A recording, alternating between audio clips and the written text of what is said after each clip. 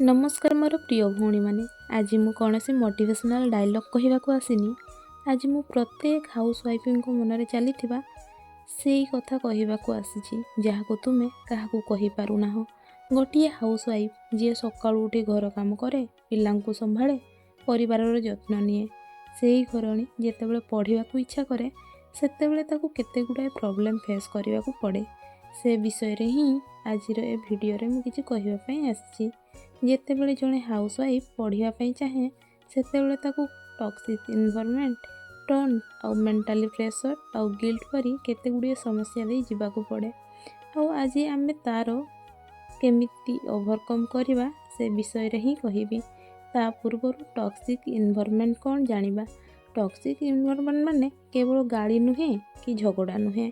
Toxic environment माने एते बयस पढ़ी कौन करिबू, बही धरी कौन करुछि आउ अन्य सहित तुलना करवा, यही सब जिनिस धीरे धीरे आम मन को भांगी दे थाए। जड़े हाउसवाइफ कौन पाई पढ़िबो, गोटे कथा मन रख, तमें पढ़ुछ चाकरी पाई नुहे कि लोकन को देखैबा पाई नुहे, तुमे पढ़ुछ निज परिचय फेरैबा पाई।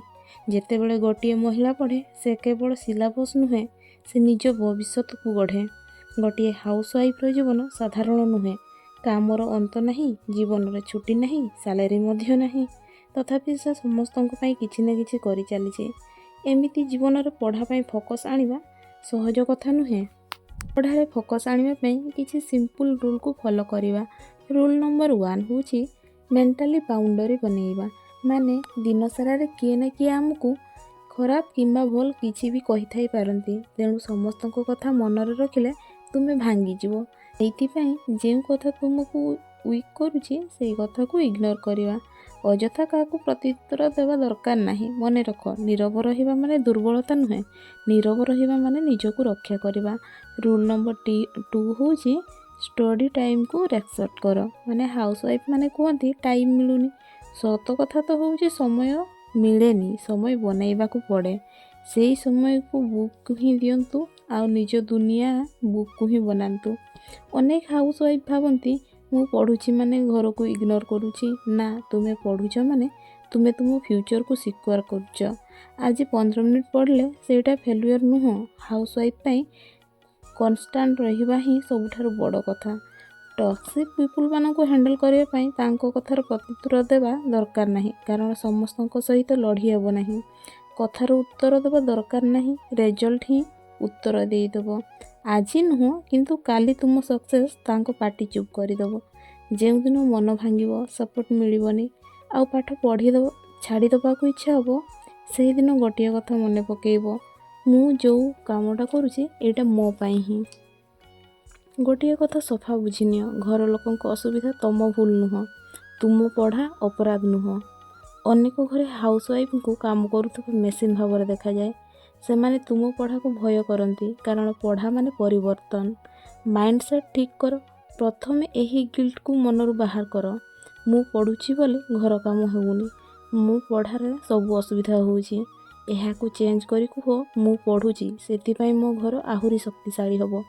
मोर 1-2 घंटार पढ़ा काहाकू नष्ट करू नाही। जो दिन गिल्ट मनरू बाहरी जीवो सेई दिन ठारू फोकस आसीबो। आउ रूल नंबर 3 होउछि घर लोक को चेंज करने पाई चेष्टा करनी। यह सबुठारु बड़ भूल।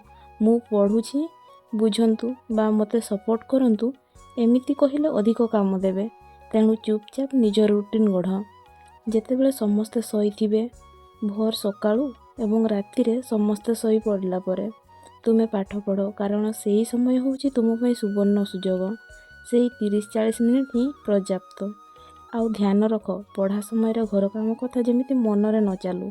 आउ पढ़ारे फोकस रखिबा पई गोटे कागजर काम गुड़िक लेखि रख, जमिति पढ़ा सरले एई काम सब करिवि। एमिति कले मन को सिग्नाल मिले एबे काम नुहे, एबे पढ़ा जरूरी। भौणी, आज तुम घर लोक बुझु नाहांती, किंतु तुम स्वप्न भूल नुह। आज तुमे पढ़ चुपचाप लुचि छुपी, किंतु काली सेई पढ़ा तुमर परिचय हबो। पढ़ निज पाई, कारण घरणी सफलता शब्द करेनी, इतिहास तैयारी करे।